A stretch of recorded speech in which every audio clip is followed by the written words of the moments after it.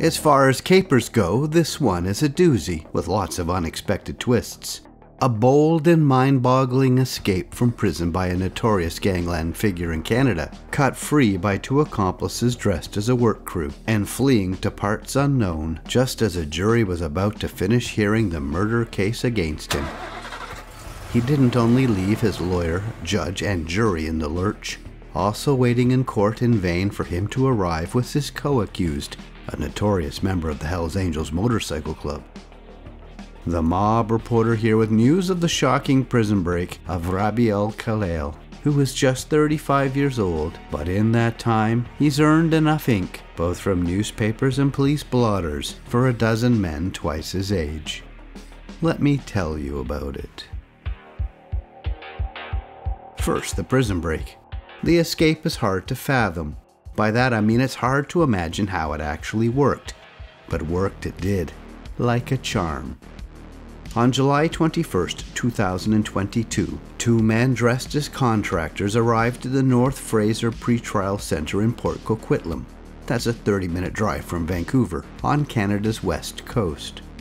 They apparently said they were there to fix the air conditioning. That's a good bluff, because there's a heat wave in the area. Authorities haven't said too much about how Alkhalil got from his cell to the jail exterior, where he emerged wearing black coveralls with high visibility reflective stripes. That garb would blend in well with the work crew, and I'm sure that was the point. To help him out, they used a plasma torch, an intense electric arc that can easily cut through metal, and the three men then hustled off of prison property in this white Ford Econoline van. The van took off at 6:48 p.m., but more than 40 minutes passed before anyone raised an alarm. The RCMP, Canada's federal police, said they weren't notified of Alkhalil's breakout until 7:30 p.m. 3 hours after that, the embarrassing news with a plea for the public's help was released. By then, it was probably too late. This was well planned and exquisitely executed, and being an international fugitive is familiar territory for Alkhalil. He arrived back in Canada to face trial after being extradited from Greece. On Friday morning, police said these two men were the accomplices who sprung Alkhalil. By afternoon, investigators said they were pretty sure who they were. They were described as Americans. But wait, are those ID photos real? Well, it seems not. At least one is identical to a stock photo available for purchase online for $36 from iStock, a leading photo sales source. Here's the sales site.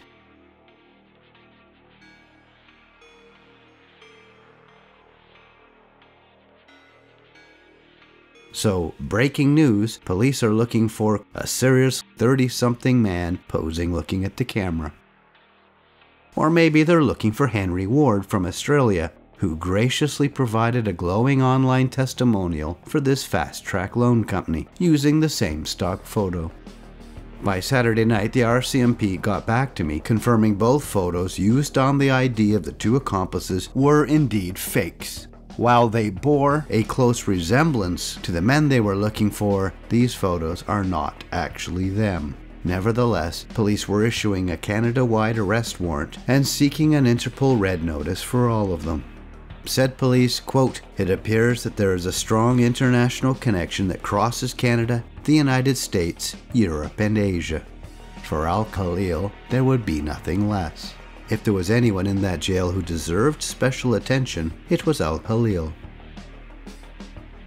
A trial is underway in Vancouver for the 2012 murder of Indo-Canadian gangster Sandip Duhre. He was shot dead in a busy restaurant. Police at the time called it a public execution. He was embroiled in long-standing gangland feuds in the area. Alkhalil pleaded not guilty to first-degree murder in Duhre's killing, and not guilty to conspiracy to commit murder of a Duhre associate. Larry Amaro, a prominent Hells Angels member, is his co-accused. Amaro has pleaded not guilty to conspiracy to commit murder.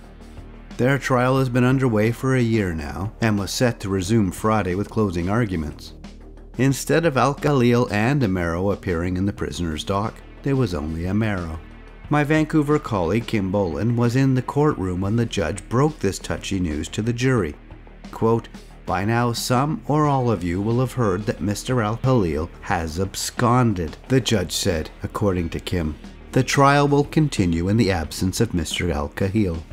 The judge then reminded jurors that both men were innocent until proven guilty, and told them they must not pay any attention to any media accounts of the case, so we must assume none are watching.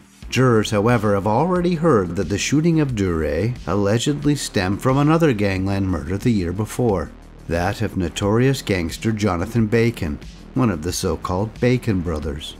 Alkhalil's co-accused Amaro was the driver of a Porsche Cayenne alongside Jonathan Bacon in 2011 when it was showered with bullets in Kelowna, British Columbia. Amaro was seriously injured. Court also heard that Alkhalil and Amaro were described as members of a group calling themselves the Wolf Pack. The Wolf Pack alliance, in other cases, caused a sensation in organized crime circles in Canada. The Wolf Pack were underworld disruptors. They shook things up everywhere they went with big ideas and bold actions. Members were a part of gangland mayhem across Canada, from the West Coast to Toronto, Ottawa, and French-speaking Montreal. In many ways, the Wolf Pack is allegedly the modern face of organized crime. It was a consortium of multi-ethnic, young, technologically savvy, and aggressively confident members. They seemed comfortable making any hierarchy uncomfortable, grabbing a seat at almost any table, whether it's with the Italian Mafia, the Hells Angels, street gangs, or cartels. Now back to Rabih Alkhalil. He's the youngest of 5 sons in a family that arrived in Canada from Saudi Arabia as refugees in 1990, although their family roots are believed to be in Iran. They settled in Surrey, British Columbia.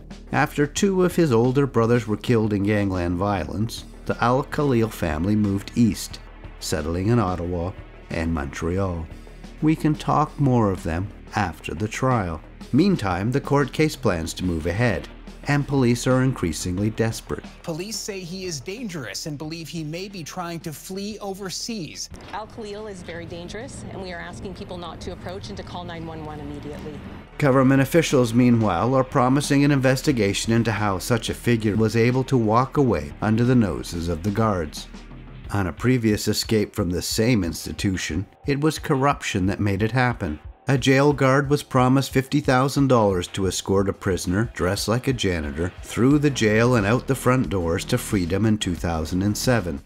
That prisoner, an Iranian-Canadian gangster named Omid Tavili, escaped before he could be extradited to California. That guard, on the other hand, didn't ever get his money, but he did get prison time. He was sentenced to 3 years. Now, such a root cause behind this new escape has to be considered here as well, until it can be ruled out. I'll be keeping an eye on this one. Thanks for watching, and please subscribe.